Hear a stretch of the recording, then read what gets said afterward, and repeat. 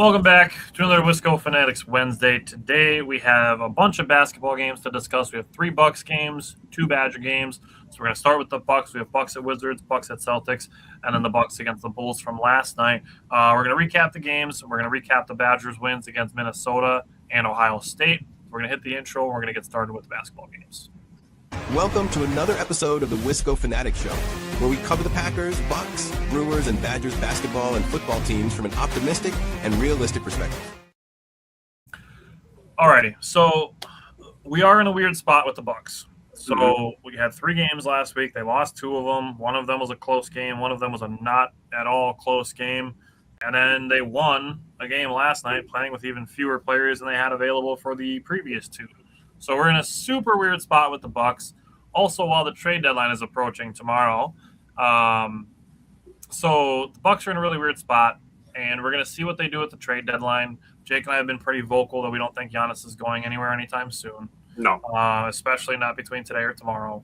So especially after that interview, dude. Like, right. So he's not going anywhere today or tomorrow. The Bucks are more likely going to be bringing somebody in, and being in a situation where they try to increase their flexibility to do more stuff in the summertime. Similarly, like when they traded Chris Middleton to the Wizards, they did it to start increasing their flexibility.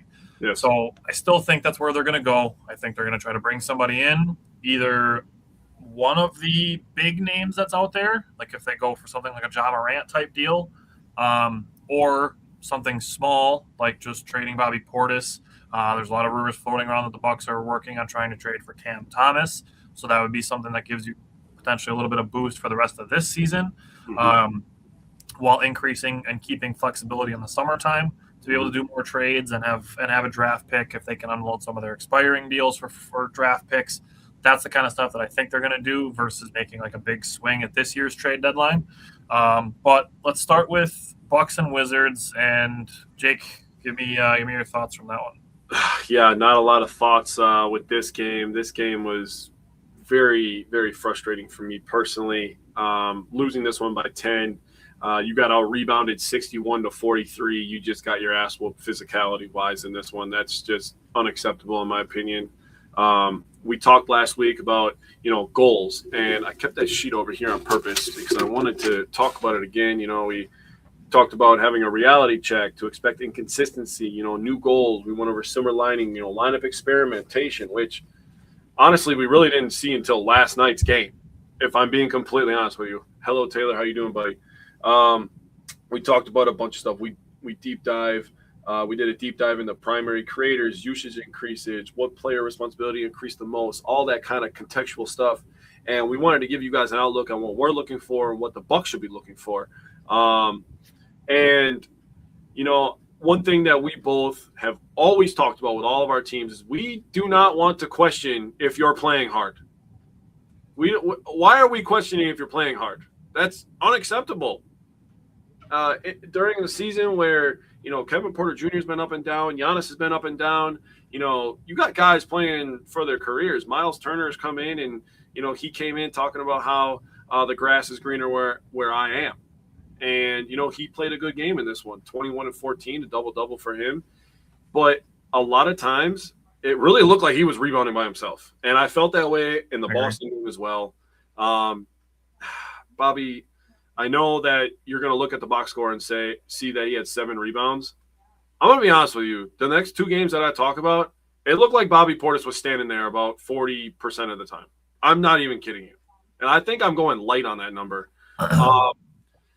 Gary Trent Jr. didn't have a good game. A person that did have a good game in this one is Pete Nance. I have a lot of good things to say about Pete Nance this week. I love the role that he's etching out. I love that he's being vocal, and I love that he never stops moving. I love that so much. That makes me so happy. Yep. But losing the rebounding, 61-43, you give up 18 offensive rebounds, unacceptable. Turnovers, we had 9 turnovers and scored 9 turnovers at 25 assists is pretty good ratio, in my opinion. Wizards only gave up 6 points on those 9 turnovers. Washington had 13 turnovers. The Bucks gave up 14 points. So you lose the points off turnovers battle as well. You win the points in the paint, which is actually pretty good. You won that by 2, 52-50. And then you lose the fast break points. And this team needs to play faster. I've talked about it before. I'm going to keep talking about it to the end of the year. The way that this team is made, they need to play faster to get shooters open. Their half-court offense, they don't have a point guard on the roster right now. I mean, outside of Kevin Porter Jr. at times, Ryan Rollins every once in a while, that could set guys up consistently. You know, with open shots, they don't run enough good sets. They need to play faster to get shots up early. And I want to use that specific aspect to answer Taylor's question, because when watching the broadcast, you can hear Doc Rivers trying to tell the guys to go. You can audibly hear him saying, go, get the ball up. You can hear him saying that. So to ask Taylor's question, is Doc still the right choice or a good choice right now? Like right now, there's nothing you're going to do by firing Doc Rivers that's going to benefit you. Mm-hmm. We obviously already saw that with Adrian Griffin. When you fire a coach mid-season, it leaves you with far fewer options. Unless you're going to roll with an interim head coach, which fine, but how much do you really think is going to change if you put Darvin Ham at the head coaching position? Exactly. So you're better off just riding it out this year. And I'm going to use this to just go into this. You're better off just riding it out this year and doing a full search in the summertime. And that ties in exactly to what Jake and I are talking about with how we view the Giannis stuff, that you get to the summer, you lay out a plan and say, here's what we can do. This is what we want to do. Do you want to be a part of it? If so, sign on the line. Going into next year is going to be a completely different thing, though, Taylor. We have to see how Giannis's health is going to play out the rest of this year. We have to see how between today and tomorrow the trade deadline play out this year. And then we have to see what free agency looks like in June. We have to see what the draft looks like in June to really be able to say, like, what coach should they take care of. So as far as if they're not listening to him fully, I don't necessarily think that they're not listening. I do think there is an aspect of execution. Yeah.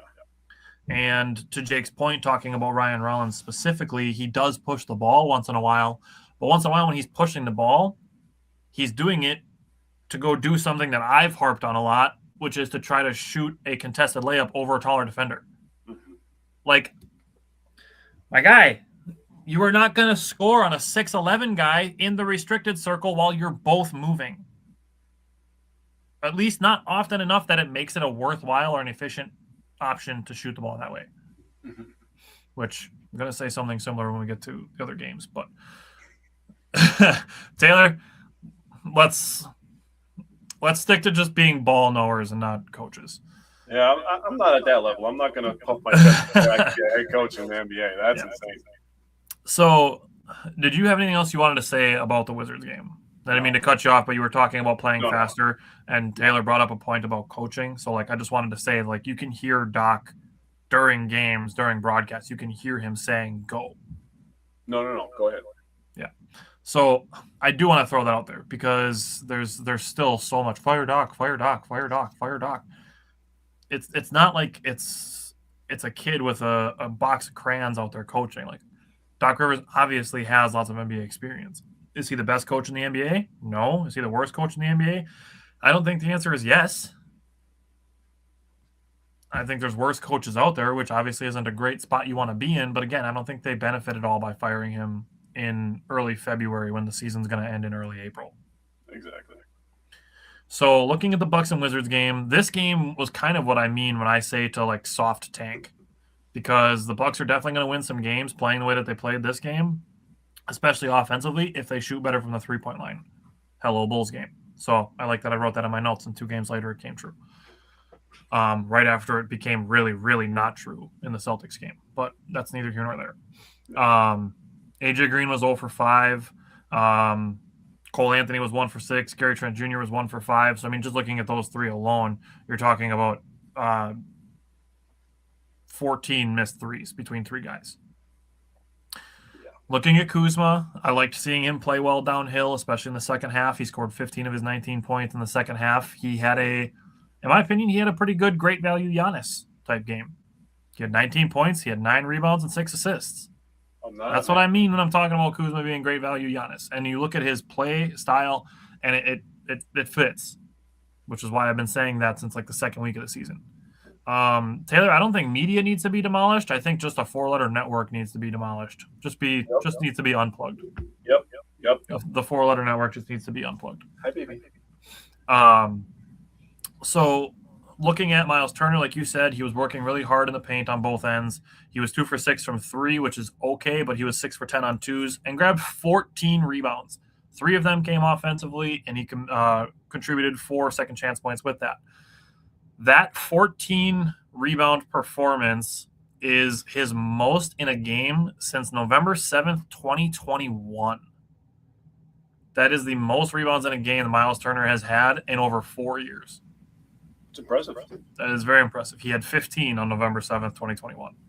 And then he added 6 blocks in this game to go with his 21 points. Sorry. Taylor said social media too. I mean, there are good ball knowers out there. It's just hard to find them, to be honest with you, Taylor. I'd like to put us in that conversation, and I think we do a pretty good job of staying level-headed when it comes to stuff. Versus some of the stuff that's out there, the knee-jerk reaction type stuff, the saying stuff for clicks, the clickbait stuff. That's just not how we operate. No. I would rather us post once a week than 5 times a day. Just because we don't want to be here. We're not here for clicks. We want people to respect our opinions more than we want them to just click on our stuff. I agree. So, moving on, Ryan Rollins, he got a lot of work with ball pressure versus taller defenders. That is something that I want him to get a lot of experience with the rest of this season. He had a good 3-point night, shooting 3 for 5 on threes, and he played aggressive until getting his leg rolled up on, which it was good to see that wasn't a lingering issue. He did a better job of distributing, not forcing. He had 17 points. I think he had 6 assists and then 4 steals. He had 8. 8 assists. 8. Yeah, my handwriting was really shitty on that. So all good. I got your back, man. I got the assist. The 2 things that I wanted to say that need to be different, fouling. There were at least 3 really bad fouls on jump shooters. Bobby and Pete Nance both fouled 3-point shooters, and Ryan Rollins committed a flagrant foul by landing under a jump shooter's foot. Those are things that, regardless of the talent level on your team, that's stuff you just got to fix. And then this isn't necessarily on the players. This is more on officiating in the league as a whole, something that we haven't seen that's not new to us by any means, but a free throw disparity. It's ridiculous. First half, the Wizards took 17 free throws. The Bucks had 3. Second half, the Bucks were more aggressive, but the game ended with the Wizards taking 25 or 28 free throws, making 25, and the Bucks being 7 for 9 on free throws. Yeah. For as downhill as as Kyle Kuzma and Ryan Rollins are playing, just those 2 alone, this team should not be taking 9 fucking free throws. They should have at least 5 apiece between. I would say Kuzma should be taking 5 or 6, and Rollins should be probably taking 4 or 5. Yeah. And that's just those 2, and those 2 aren't even your bigs. That's what I'm saying. You can't tell me Miles Turner never gets fouled on a shot. And you can't tell me that as much as Bobby Portis plays in the mid-range aspects of the game, can't tell me Bobby never gets fouled when he's going up for shots or rebounds or putbacks. All right. It's ridiculous that a Bucks-Wizards game has a -16 free throw differential with, like I said, Ryan Rollins and Kyle Kuzma playing downhill as much as they are. It's ridiculous. There's not a single NBA game that should have 9 free throws taken by a team unless they're shooting 75 threes. Yeah, they only not the case for the Bucks. 38. Yeah. 38 is a light number on attempts for threes in today's NBA. Yes. I would say 40 is probably pretty average, but yeah. Probably. So it's ridiculous that a game where guys are playing downhill, the Bucks are shooting 9 free throws. Right. Okay. Going into Bucks Celtics, this game I did not have a lot to say. The Bucks jumped out to a 12-0 lead, which was great. Celtics went on a 13-6 run. Bucks got outscored 30-16 in the second quarter, and that was pretty much where all the air was out. Now, I have one very, very specific gripe to make, and this goes for Ryan Rollins. This goes sometimes for Kyle Kuzma. This goes for Bobby Portis, absolutely. This goes for Gary Trent Jr. This Kevin Porter Jr. sometimes, if you think you got fouled and the ball is live, take it up with the ref on the next dead ball. I am fucking sick of seeing teams go on a 5-4 transition fast break because somebody stayed behind to argue about a ref or argue with a ref about a no call. All you're doing when that happens is hurting your teammates. They're not going to give you that call if you stay behind and argue while the other team's going on a fast break. Yeah. That does nothing for you. All it does is hurt your team. Stop complaining to the refs while the ball is live. Wait till the next dead ball, then go say, hey, did you see him hit me on the arm? Did you see him grab me? Did you see him push me while I was in the air? If you turn around and look at a ref while the ball is live and the ball's going down the other way and you turn around and go, that's a foul, you're giving the other team a 5-on-4 head start for 3 seconds. Doesn't take that long in the NBA to score in transition. Yeah. All that does is hurt your teammates. It does nothing else for you. Guys, gotta stop complaining about no foul calls while the ball is live. Going into the game itself, Ryan Rollins, he's got to make better passes. He had 12 points in the first quarter, which is great, but he also had 3 turnovers. Putting yourself on pace for 48 points is great, but also putting yourself on pace to end up with a double-double of points and turnovers is not a great situation to be in. It's true. He didn't have any turnovers in the final 3 quarters, so that's fantastic. He finished 10 of 16 from the field. He made 3 of 4 of his threes, missed 2 free throws, but that is what it is. He had 25 points, 6 rebounds, and 7 assists. That's great. Great. Pete Nance, like you said, I love his energy. One thing that I would say, this is a very, very constructive criticism thing, and this is something I would hope that he gets worked on with guys like Vin Baker and obviously like a guy like Giannis and even Miles Turner. He's got to learn when opponents are going to drive the ball and they're going to dribble against him, he's got to learn angles. He's got to learn his angles where, he needs to not like turn and run. He's got to be able to slide his feet back up a couple steps and then take an angle like corners do versus wide receivers. If somebody's running down the sideline, you got to take an angle to meet them to where they're going. So that's how I'm thinking about Pete Nance defending the dribble. That's one thing he's got to learn. He's got to learn angles. So that's a constructive thing. Taylor asked, is Nance more of a power forward than a center? I would say 100%. He is absolutely a power forward. He's been playing some small forward. He's not playing center. He's like 6'10", maybe a tall 6'9", but I would absolutely say he's a power forward. Yeah, he's a forward. And the way that I see him and the way that I'm looking at him rest of season is to be a potential Bobby Portis replacement. 100% to Bobby Portis replacement. Well, I texted you that last night. Yeah. Looking at the three-pointers, the Bucks were 10 of 34, which is 29.4%, which is yikes. They were 29 of 82 on field goals, which is 35.4%, which is yikes. I was saying last week that I'd love for the Bucks to get close to 30 assists a game. They didn't even have 30 made field goals in this game, which is scary.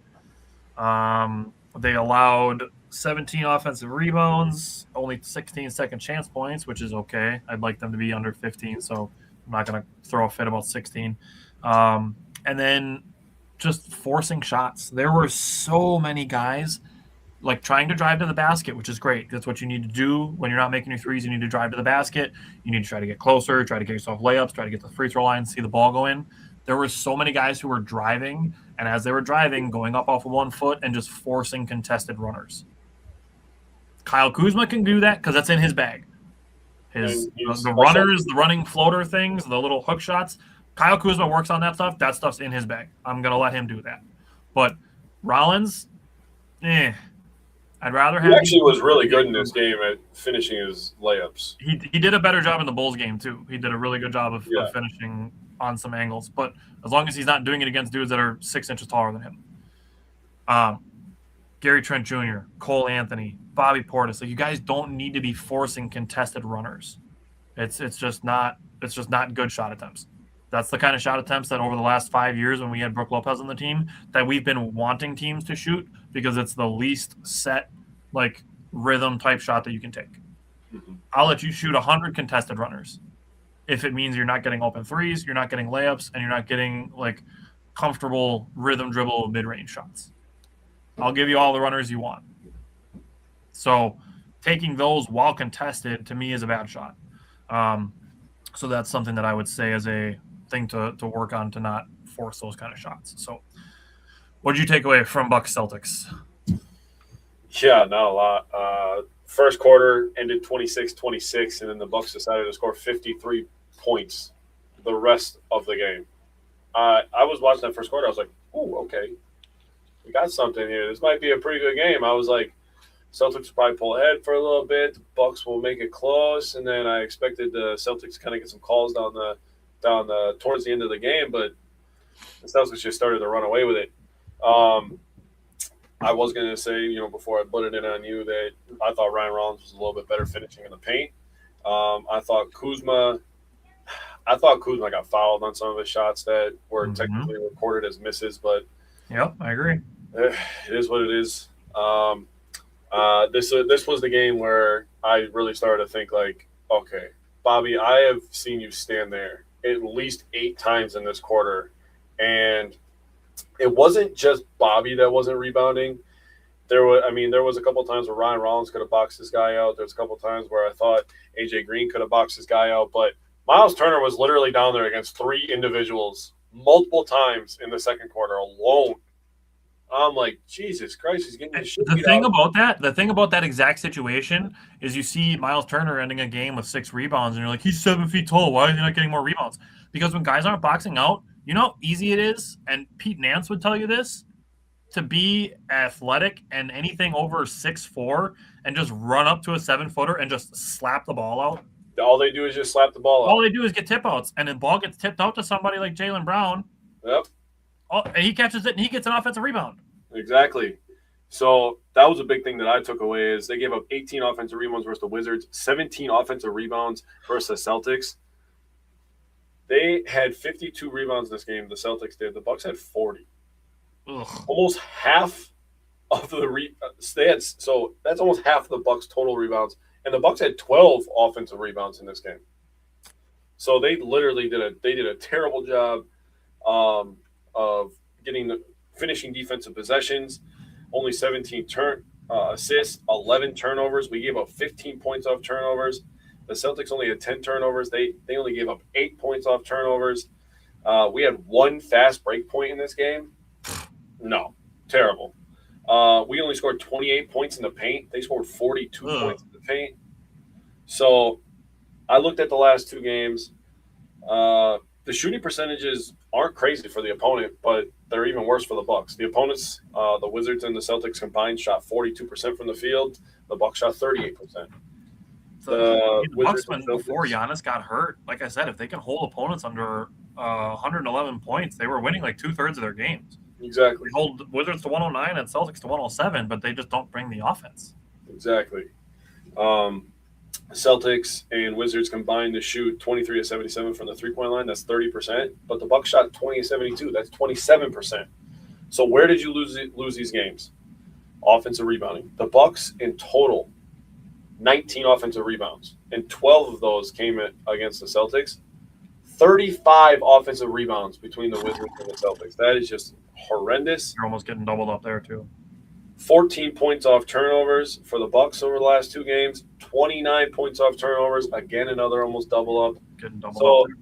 You're looking at these contextual things like, oh, okay, shooting percentages are down, fast break points, offensive rebounds, giving yourself extra possessions. We've talked about it multiple times. The Celtics made 12 more shots and 10 more shot attempts. So, I mean, there's an efficiency aspect to it as well. It's just those small things, and then you think about the offensive rebounding, and then you look at the points in the paint, you're like, that definitely could be a correlation. So those are the things that they've had to clean up since the beginning of the year when we started talking about it. There's still a problem today, and that's part of the reason why both of us are on board with getting rid of Bobby, because one of his jobs is to help rebound. And he's not doing that at a high enough clip. And I understand not having Giannis, but they were still having these problems when they had Giannis. So something has to give. One fast break point, dude. I literally laughed when I saw that. I was like, dude, one fast break point. So somebody got fouled on a fast break and made 1 of 2 from the free throw line. Absolutely ridiculous. That's all I had. I texted you during the Celtics game, and I said, I'm like, Bobby literally only wants to shoot the ball. That's literally the only thing he looks interested in doing. Yeah.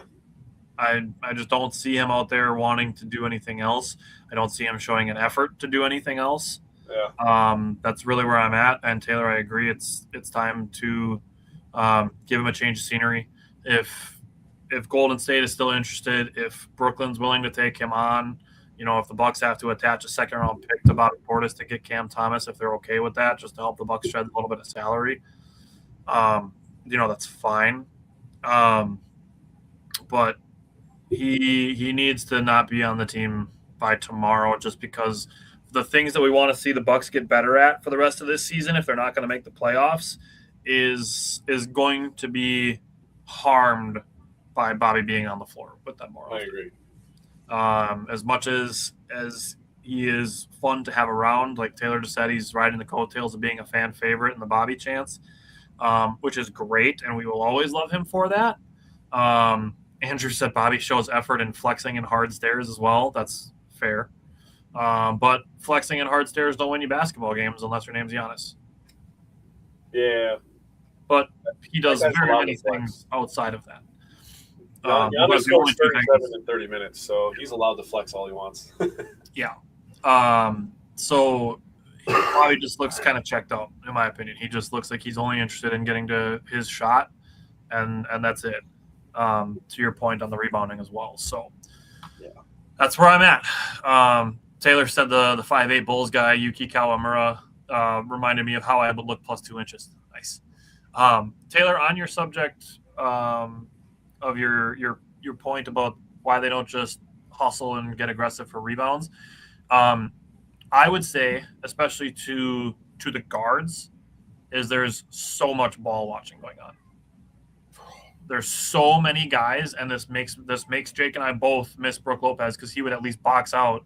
Man, there's so many guys who, when a shot goes up, they're watching it happen, and then they're waiting for the ball to bounce off the rim wherever it's going to go, and then they're trying to go to it.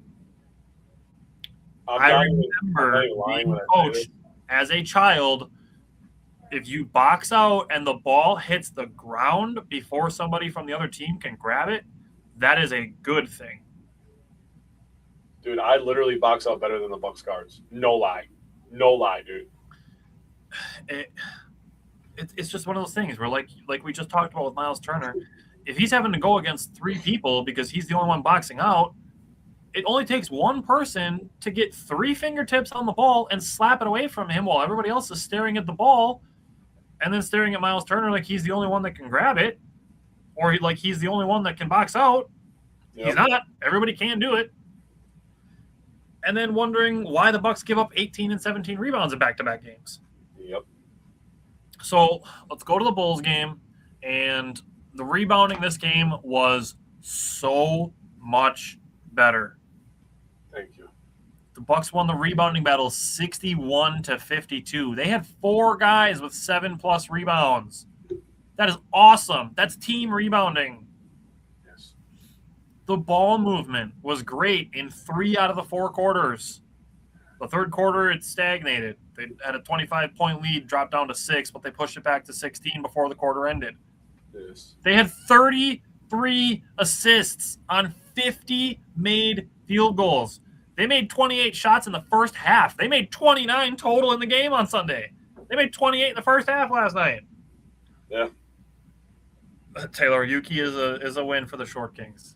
So is the entire Brewers infield. But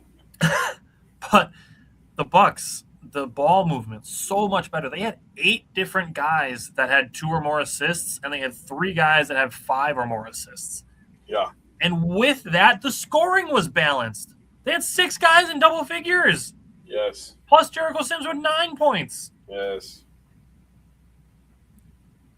I said this to you, and I know it's a little bit of cherry picking because it's only 1 game. We don't know if this is going to continue. But Bobby Portis was out with a hip contusion, and the ball movement was better. The rebounding was better. The flow of the game was better. Again, I'm not trying to say that like Bobby is the source of all of our problems, but I think it goes to our points about what we're saying about him being kind of checked out and really only caring about getting his. Yeah, that could be. Really where I feel like I'm at with Bobby Portis. He cares about getting in there and getting his. Yeah. Ryan Rollins. I have a bone to pick with Ryan Rollins. When you get a bigger defender on you, you get Miles Turner to set you a screen, you get a 6'11" guy guarding you. The worst thing you can do in that situation is take a step back. You can do that anytime. Do it with a smaller guy on you. He won't be able to contest it as easy.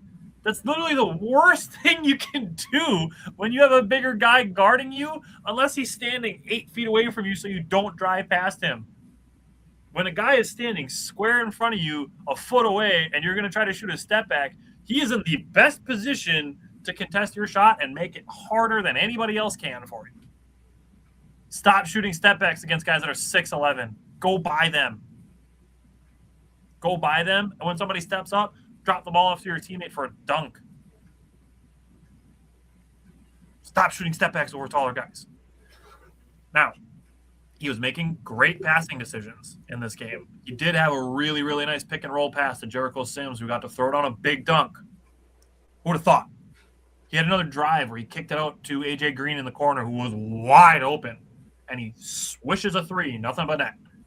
Shocker. Like, dude, if the net wasn't there, that would have went. Runners against 6'11" dudes and take step backs against 6'11" dudes. Yeah. When you get switches on you for guys who are not equipped to defend you, you can use that to drive and open up opportunities for your teammates. That's how mismatches work. So he did take a couple more step backs, but he did them against smaller defenders, guys that are his size, guys that are maybe only a couple inches taller than him. That's a much better decision to be making. He scored 21 points on 21 shots, which 5 of 8 on threes, which is great, but that means that he shot 3 of 13 on twos.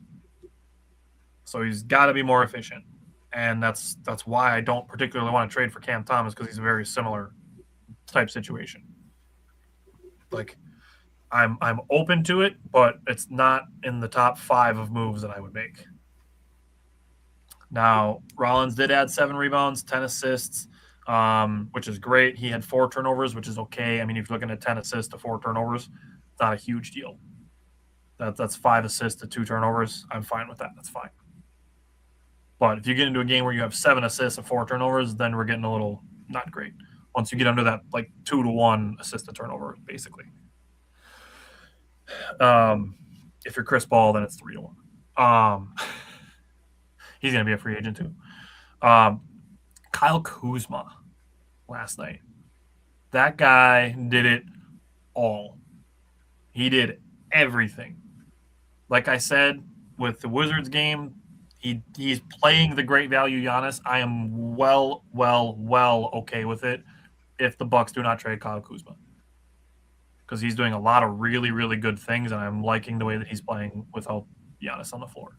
Not saying that I don't want Giannis on the floor, but I'm really, really happy with how Kyle Kuzma is playing since Giannis has been injured.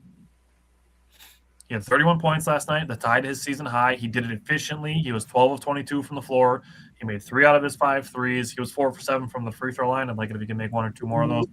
Had 10 rebounds, had 6 assists, only 1 turnover, and had a steal. That's a fantastic game for Kyle Kuzma. And the last 2 scoring plays that he had weren't made shots. They were assists. He had a kick out to Pete Nance for a 3, and he had a dump off to Jericho Sims for a dunk. Those are the last 2 scoring plays that Kyle Kuzma contributed before coming out of the game. So he was fantastic. AJ Green, he was 6'11" from the field, 5 of 9 from the three-point line. He had 17 points, 4 rebounds, 2 assists, a steal, and a block. Played good defense. That is the exact role that I want for AJ Green. Yeah, AJ Green looked like AJ Green. That was nice to see. He looked fantastic. That's exactly what I want you to do for $11 million a year. Mm-hmm. 17 points, 4 rebounds, a couple assists, a steal and a block, and good effort on defense. Here you go. Here's your check for $11 million. Miles Turner. He played well in the paint despite having some foul trouble. He had 15 points on 5 of 10 shooting, 2 for 3 from the three-point line. That's fine. Pete Nance and Jericho Sims, both of them actually played well off of Kyle Kuzma.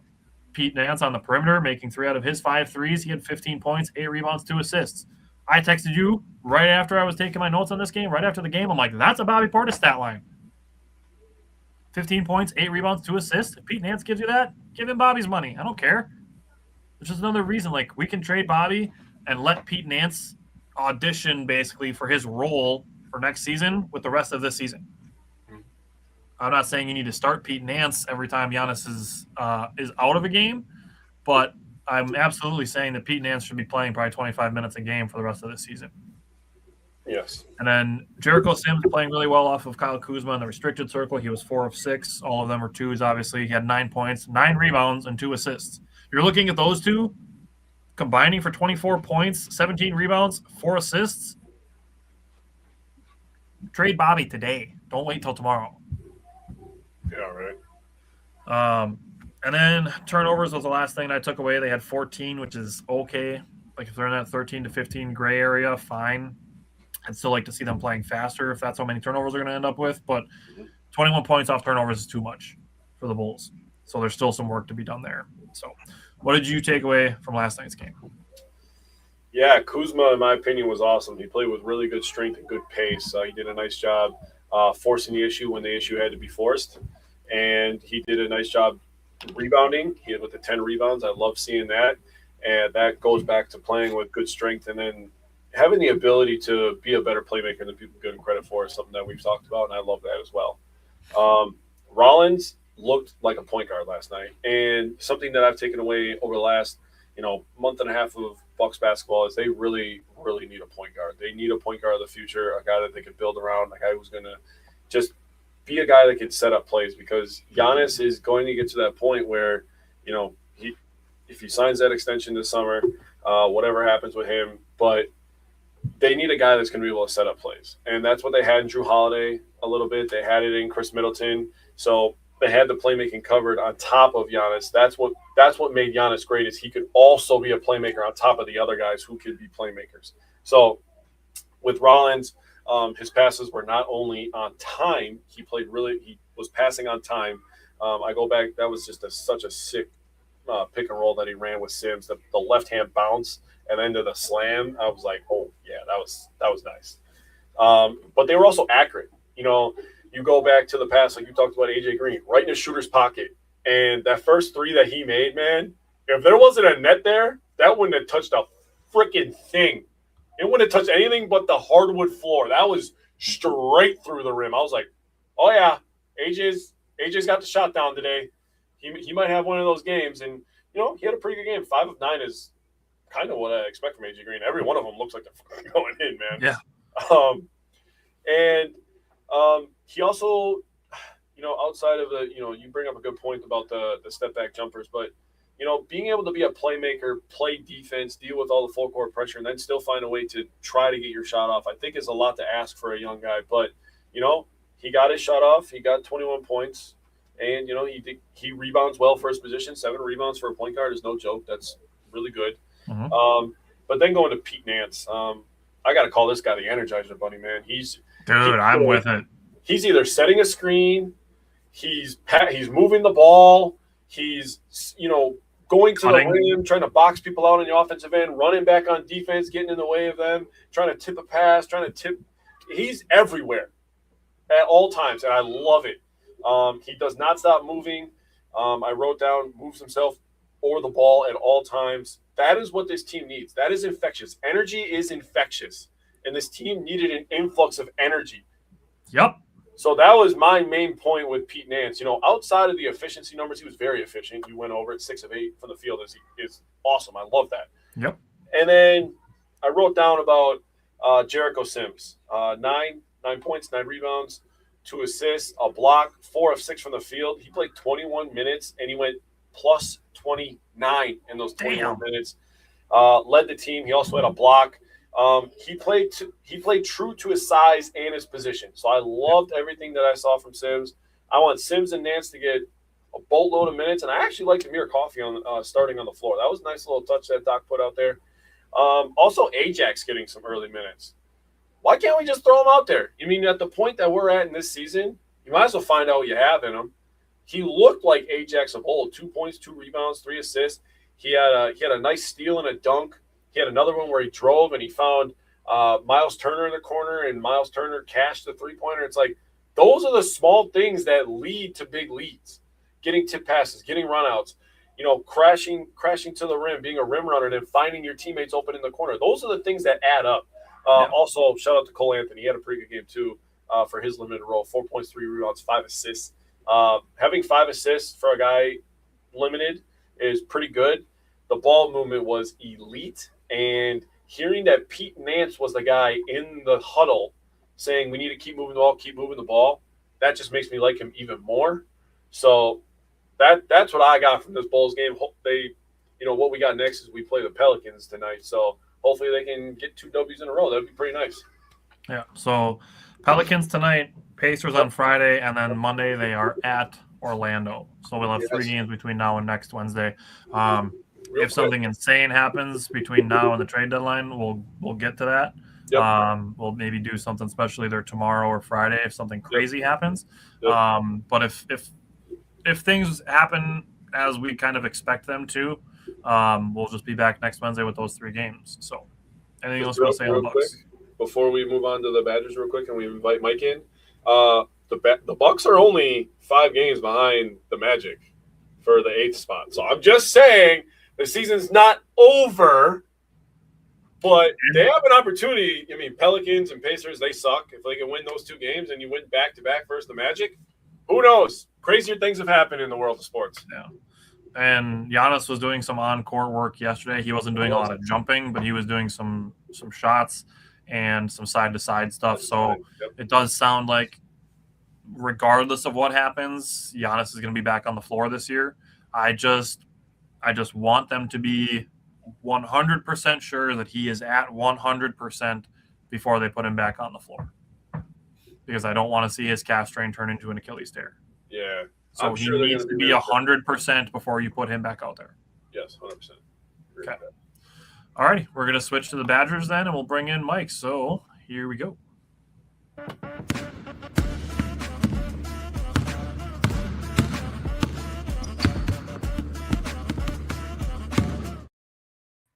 All righty, Mike, welcome back. So we got 2 Badger games. We have one against Minnesota and one against Ohio State. So we'll start with Badgers and Minnesota. 2 really kind of weird games, especially when it comes to the first half of both of these games. But let's start with Badgers and Minnesota. Mike, what'd you take away from the guards? Yeah, obviously not a great way how we want to start off a basketball game, but as you said, a win's a win at the end of the day. But to start with Nick Boyd, he was off to a very, very slow start, kind of as this whole team was. But he did finish with 21 points in 33 minutes. He was 4 of 9 from 3. Did get 1 rebound, 5 assists. Unfortunately, he did have 5 of the team's 13 turnovers. It was not the Nick Boyd that we're accustomed to seeing. I want to give props to Minnesota. I think this is the second game, obviously, when we play them, that they have slowed us down, specifically Nick Boyd. They definitely put him out of rhythm multiple times, I would say. Definitely not his best night, but I would say he struggled kind of, again, like last game. He struggled to get downhill against this team, but again, that's props to Minnesota and what they were trying to do to us. They took away Nick Boyd's bread and butter, I guess you could say, so to speak. But eventually there was some holes that opened up in that zone in the second half, and they basically were daring Nick Boyd to shoot the 3-ball at times. And thankfully he was able. It did take him a while to get going, but he was able to cash on, like I said, 4 of those. But he didn't score until literally the last second of the first half, which was obviously a big problem with this team only getting 17 points. But it was good to see him, rally the second half. The team started 1 of 7 from the field. That's not always great. And when Nick Boyd and John Blackwell combined start 2 of 15 going into that first half, that's a bad sign. But we were able to recover, thankfully. Like I said, Nick Boyd's threes definitely got the spark going for us. We were able to take advantage of some of the looks that we got. It also did help that they were playing 6 guys, I would say, for the most part, too. But, a win's a win at the end of the day. With Jack Janicki, he did get 23 minutes in this game. Again, with the expectation that I personally had for him this year, I expect him to score the ball a little bit. He really did not once again. 23 minutes, 1 rebound, 1 assist, 1 block. I really do think, and I'm going to probably touch base about this in the next game too. I think with Jack Janicki at the end of the day, I think basically they're keeping him in this lineup because I think you can arguably say he might be the best on-ball defender. And I know defensively as a group, we're not the greatest right now at that, but I do think that's a big reason why they continue to put him out there. I would say the top two literally are Jack Janicki and Braden Carrington for best on-ball defenders. I would argue like John Blackwell. I can see Blackwell. Yeah, I would like to say that it's in spurts, like there's times where he kind of where he is there and then he's not there. So he's got to play conservative sometimes because he gets in foul trouble. So if he can control his goals, then I would say he's one of the best, if not the best on-ball defender. But it depends fully on how grabby he's being and how many fouls he's getting. Yeah, but at the end of the day, I think that's why they basically put Janicki out there, I would say. But it is what it is. And but no, we can't have another game like this. I mean, we had more turnovers literally in the first half than total field goals. We had 8 turnovers in the first half, and we had 5 total field goals in that first half, which was ridiculous. But as a team in the second half, I love the fact we come out, we start playing defense against Minnesota. They only got 2 field goal attempts off in the first 5:42 of the second half. So that's definitely setting the tone right there. I want to say they had 2 or 3 straight turnovers too. Also, they forced 3 turnovers in the first 2 minutes and 4 seconds of the second half, including a shot clock violation. Perfect. Yeah, but no, that was good to see. Obviously, the 20-point comeback, great. Love overcoming adversity, but we can't have this happen, especially again if a team's at full strength. I mean, if Minnesota had Cade Tyson this game, I think we might have lost that. But this is the 7th time this season that we've trailed by 14 points or more in a game. We can't keep getting away with that by any means. But, at the end of the day, this is also 11 straight wins against Minnesota. And, it's always good beating your little brother to the west of you. Yes, sir. Yeah, it was a historically bad first half. It was the lowest point total the Badgers had since the 2011 March Madness tournament against Pitt when they scored 16 in the first half. Yep. So back in the Bo Ryan days when they were trying to score. Won both. So they were 5 for 28 from the field in the first half, which is 17.9%, which is ridiculous. They finished 19 of 48, meaning they made 70% of their shots in the second half. They did still shoot 13 to 31 on threes overall, which is 41.9%, which if you shoot over 40% from free in college basketball, you're going to win a game.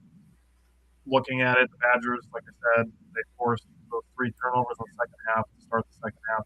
They won the second half 50 to 28. Great. And just as a team, they committed 12 turnovers that turned into 18 points for Minnesota. So Minnesota was very efficient in scoring off of the Badgers' turnovers. Looking at John Blackwell, you mentioned him and Boyd off to a slow start. In the first half, he was trying to get to the free throw line, I think. He was driving a lot. He just could not buy a foul in the first half. In the second half, he hit a 3 that cut the lead to 5. He hit another 3 that cut the lead to 2. He scored the Badgers' final 7 points, including 4 clutch free throws and a super tough three-pointer. So he finished with 23 points. He made 11 of his 14 free throws. He had 7 rebounds, 1 assist, 1 steal, and 2 turnovers. So overall, pretty solid game from John Blackwell. Andrew Rohde made one of those 5 field goals in the first half. It was a three-pointer. The Badgers' 3rd field goal that they had made in the game, 10 and a half minutes into the game. That was his only field goal of the game. He wasn't passing, in my opinion, as crisply. He did only end up playing 19 minutes, which was his lowest total of the season. And then Braden Carrington played 26 and Jack Janicki played 23. And then obviously as we go to the Ohio State game, we know he missed that game with a wrist injury. So I didn't go back and watch the Minnesota game again because I didn't feel like doing that to myself. To see if Rohde had that wrist injury at some point during that game. But we know that it was an issue when we got to Ohio State. So I'm willing to give a slight benefit of the doubt on that. And then Braden Carrington against Minnesota, he was still that spark plug. The Badgers had 3 points in 7 minutes. He comes in, he hits his first shot, completes a 4-point play to cut the lead to 50 to 49. He scored 7 points, 2 for 5 on threes, 5 rebounds and an assist. And he played, in my opinion, a very important defensive role with Bieliauskas hurt. So, Jake, what'd you take away from the bigs? Yeah, not much to talk about. Bielawskis only playing 5 minutes, so got 2 rebounds in those 5 minutes, and there was a big hole defensively. Obviously, we noticed that. Yeah. Nolan Winter, 9.7 rebounds, 2 assists. He did go 2 of 4 behind the three-point line, and I thought he was fighting like hell down there, being pretty much the only true big that played in this game. Austin Rapp didn't have his greatest game in this one. Don't worry, his moment is coming.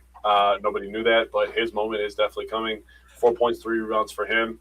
And just wanted to give a shout-out to 2 people. First of all, Jack Janicki, you talked about his only not scoring. He only took 1 shot, and the block that he got was actually super clutch. It actually led to a 3-pointer, so love that. John Blackwell, he didn't shoot the ball well, 4 of 13 overall, but he scored the final 7 points for the Badgers in this game. That was a very close game, including the 2 free throws that ended this game. The Badgers only made 1 2-point shot in the second half, or the first half. 1. They made 1 2-point shot in the first half. 1. That's absolutely ridiculous. I've never heard of that in my entire life. I swear to God, I've never heard of that. I'm like, what? 1. The 4-point play was absolutely massive by Braden Carrington. It did bring them to 50-49. To that point, after he made that 3-point shot, the Badgers outscored the Gophers 32-15. And, it looked like the Badgers stole all momentum. Thank God this game was at home, because if this was how the road game started, and I know that we kind of escaped that one as well with some missed free throws at the end, but if this was the one on the road, I don't even care if Tyson was playing. I think they would have lost the way they were shooting. So thank God that this one was at home. But one last thing I wanted to say, I would love when the Badgers are struggling to score if we would get Nolan Winter in the post a little bit more. I think there's something to be said about unlocking another aspect of Nolan Winter's game. He can get people in foul trouble. He is a good shooter. Getting him in rhythm from the free throw line can give him a little bit more touch from the outside. Also, I think that he's a little bit underrated playmaker. I think that he could pass out of the post, and I would like him to be able to force some double teams out of there. So getting Nolan Winter some more post touches, I think, is something that I would consider. Trade said Jack Janicki's a bigger part of this team than everyone gives him credit for. I think he's, like I said while Mike was talking, I think he's got some veteran presence to him.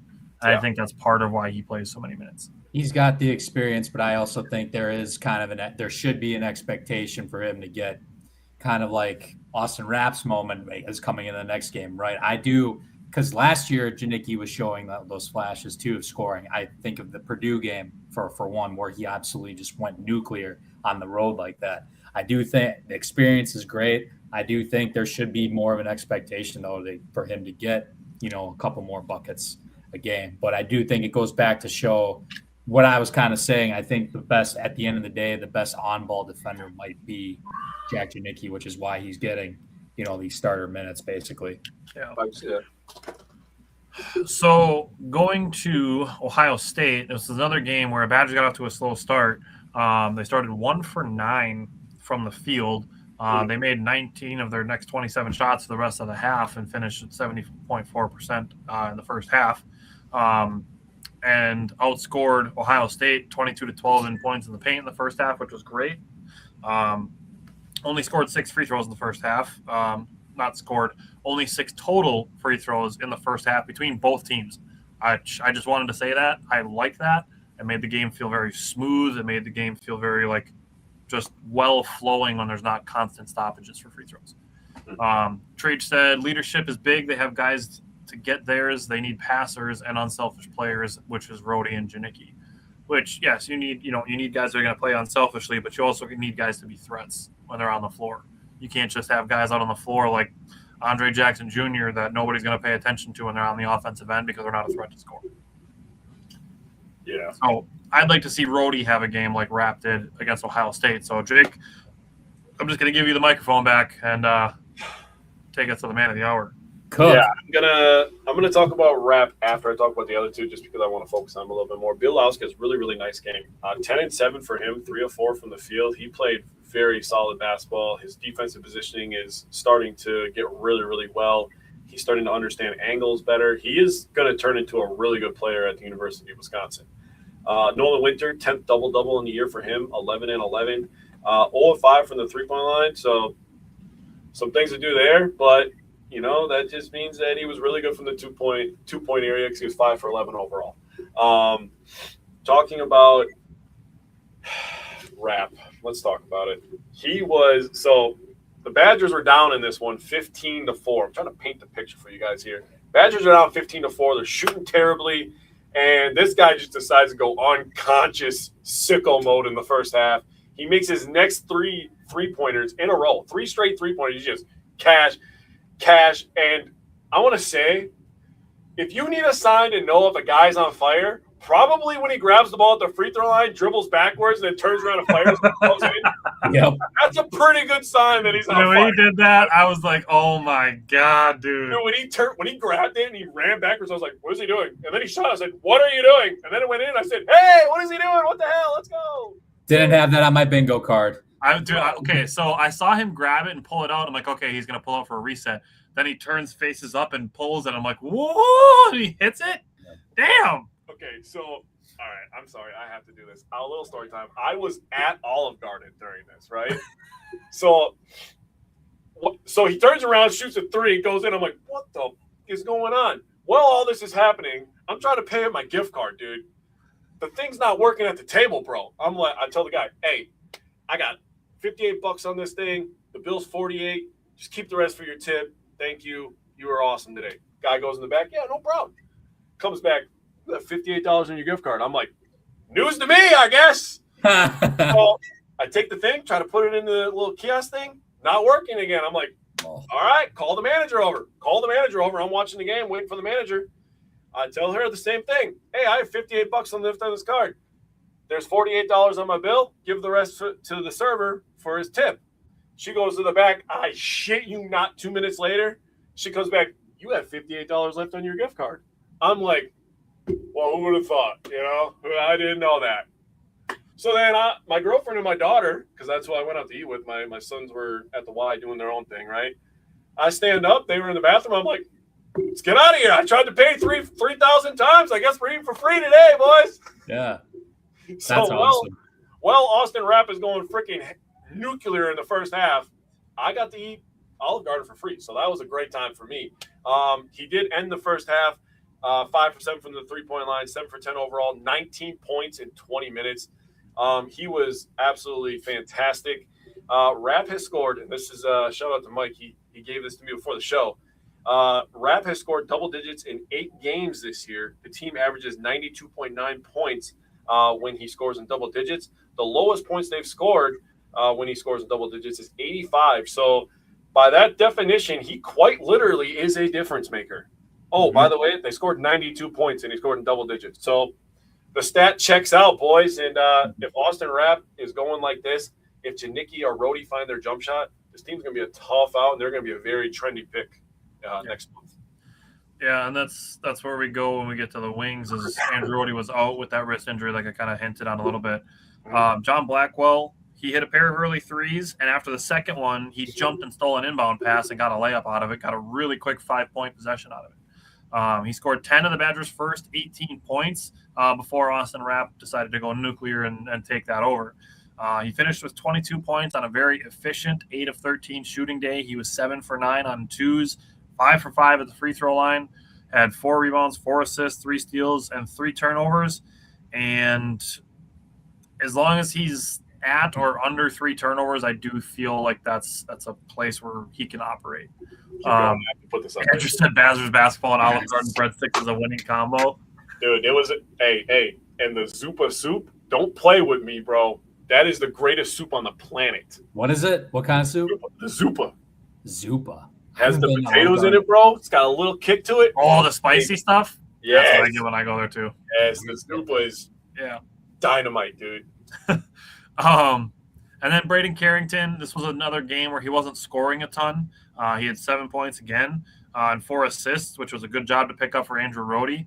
Had 1 rebound, had a very important block, but he made some really nice passes in the paint, but without scoring a ton, he again played a really, really important role defensively, in my opinion.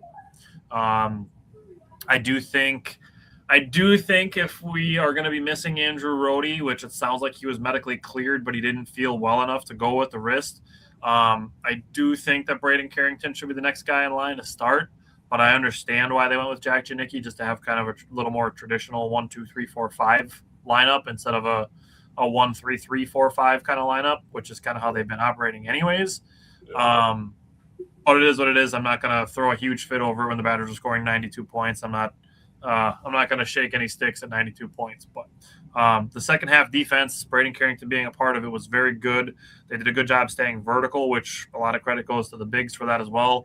They did a great job rotating. They did a great job communicating well on switches, really not giving up any open shots in the second half. You can watch the game. You can hear all the players talking to each other and communicating well. And then just the last thing I wanted to say was on Wednesday against Minnesota, the Badgers allowed 18 points off turnovers. Saturday, they only allowed 6. And against that, they scored 16 of their own, coming off of only 6 turnovers by Ohio State. Scoring 16 points off 6 turnovers is insane efficiency. Mm-hmm. So much, much better for the Badgers on the margins as well. So, Mike, what'd you take away from the guards? Yeah, efficiencies is a big part of it. But, Nick Boyd getting back to his rhythm a little bit. 21 points in 38 minutes. 6 of 15 shooting, which it's all right. 1 of 3 from 3, but he was 8 of 8 from the free throw line. So this game definitely got back to what his style is, right? Trying to get to the hoop, draw fouls, get contact, trying to get a couple and ones once in a while. He was back to his old Nick Boyd self in this game, which was great to see. Even better, he had 1 rebound, 2 assists, only 1 turnover, so much, much better in comparison to the Minnesota game. I think the Minnesota game, 5 turnovers in a game, that was the highest he's had all year. I don't recall ever saying 5 turnovers in his part, so good recovery there. Boyd and John Blackwell got to the foul line and combined 11 times in the second half, and that accounted for 22 points total. And that's credit to Jake's boy, Austin Rapp, because when you're spreading teams out and you're hitting threes like that, that's only going to open things up for guys like John Blackwell and, Nick Boyd, who both also have the capability to shoot from the outside, but also to crash the bucket and get to the foul line and get some of those and ones. So props to Austin Rapp. And I do think I want to call out Austin Rapp too, real quick. I think his defense, believe it or not, the last couple games has been better. He's doing a really good job of staying vertical. Yes. And he had 2 steals in that Minnesota game. He did have 2 steals, and one of which led to a huge bucket. And Greg Gard even called it out too after the game. And I think hopefully this isn't just a short sample of what a 2-game slide for him or whatever. Hopefully we see this the rest of the year, because like I said, that opens it up for guys like Boyd and Blackwell to do their thing mostly. So credit to him. Jack Janicki did have his first career start. The stat sheet didn't show too much, but in 18 minutes, he had 2 points, 1 rebound, 3 assists. And, at the end of the day, if he's not going to score, just don't turn over the ball or do any costly mistakes. At least, he kept it. He did keep it in check in that regard. And kind of when I was talking to the group earlier, to Tyler and Jake, I don't mind 18 minutes isn't too bad, especially at this point, because I think it's fair to say now, guys like Zach Kinzinger and Hayden Jones aren't really going to get much PT, I would say, for the rest of the year, unless there's some sort of dramatic change from an injury standpoint. So when I see, as far as minutes go, when you see Janicki's got 18 in comparison to a guy like Braden Carrington, who, 29 minutes, I don't mind seeing that. And even I know one guy started and the other guy didn't. I absolutely love seeing a guy like Braden Carrington come off the bench and just providing that extra spark, 4 minutes into the game. And hopefully he does at the same time when Austin Rapp comes off the bench, and then it'll be like, nothing's really changed, right? So just something that I was looking at, backtracking to it. But what I also loved about this, I said before, Nick Boyd had 5 turnovers against Minnesota. The Badgers only had 5 total turnovers in this game against Ohio State. So we took care of the ball, and it definitely showed. And we also had 16 assists on 32 field goals, which is pretty darn good as well. Minnesota, I think we only had about 10 or 11, which isn't terrible, but obviously a big stride at playing against Ohio State. Big picture, going into this weekend, if we can I think we need more of that consistency. I'm really talking about guys like Rapp. Hopefully he can start to put it all together now, and we can start to really be a threat. Mentioned it before. If he can get going, that only puts more pressure on defenses. It opens it up for our guards, especially on the front court there, or back court, excuse me. But Indy, and going into Indiana this weekend, they did lose a tough one last night against USC. So they're really going to be wanting this game this weekend at home against Wisconsin. And in years past, we've had Indiana's number. I always joke to you guys, Nebraska football and Indiana basketball are two of the most delusional fan bases I've ever seen. They're all rewinding it back. They all like to, live in the glory days back in, when Nebraska was winning football championships and Indiana's 1976 national title. They like to go back to that, and they always still like to live on that. But they're both delusional fan bases to this very day. And Wisconsin's had their number for both for the most part. So, and obviously in this 3-game stretch coming up, you get Indiana.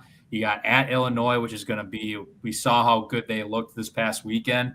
And then you get Sparty at home. It's going to be a really tough 3-game stretch here. So right around rankings, we're right around that 40 mark, which currently the Badgers are projected to be right around that 8 or 9 seed range as of now. So if we can go on the road, Indiana is going to be a quad 1 win if we can get that done. So this is an absolute big-time game this weekend.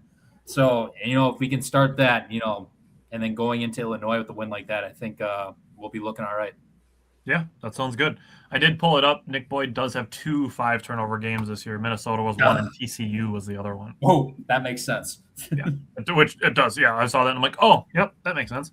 Yep. So Mike covered it. We'll have 2 games between now and next Wednesday, Saturday and Tuesday, both of them on the road at Indiana and Illinois. So we'll be back again next Wednesday. Thanks, everybody, for tuning in. We'll see you guys then. Later, guys. Peace out, man.